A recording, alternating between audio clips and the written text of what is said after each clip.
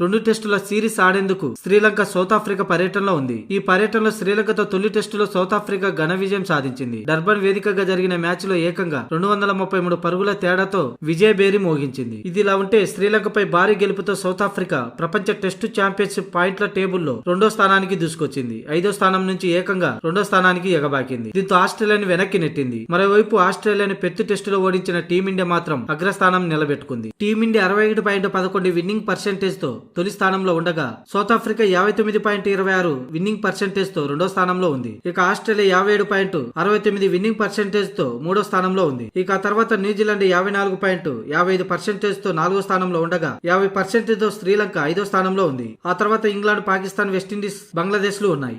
ఇక ఈ WTC తాజా ఎడిషన్ లో సౌత్ ఆఫ్రికాకు ఇంకా 3 మ్యాచ్లు మిగిలి ఉన్నాయి. శ్రీలంకకు 1, పాకిస్తాన్ తో 2 టెస్టులు ఆడనుంది సౌత్ ఆఫ్రికా. ఈ 3 సొంత గడ్డపై జరగనుండడం సౌత్ ఆఫ్రికాకు సానుకూల అంశం. వీటన్నింటిలోనూ ప్రొటీజ్ జట్టు గెలిచిందంటే ఫైనల్ రేస్ లో ముందు వరుసలో ఉంటుంది. ఇక టీమిండియా పరిస్థితి ఏంటంటే ఎటువంటి సమీకరణాలు పని లేకుండా టీమిండియా WTC ఫైనల్ చేరాలంటే ఆసీస్ గడ్డపై 5 కనీసం 4 ఖచ్చితంగా గెలవాల్సిందే. ఇప్పటికే 1 విజయం సాధించింది కాబట్టి ఇంకా 3 గెలిస్తే చాలు నేరుగా తుదిపోరుకు అర్హత సాధిస్తుంది. లేదంటే మిగతా జట్ల మ్యాచ్ల ఫలితాలపై ఆధారపడాల్సి ఉంటుంది. ఇదిలా ఉంటే రోహిత్ శర్మ తదుపరి మ్యాచ్ ఆసీస్ తో అడిలైడ్ లో 6వ తేదీన పింక్ బాల్ టెస్టులో తలపడనుంది.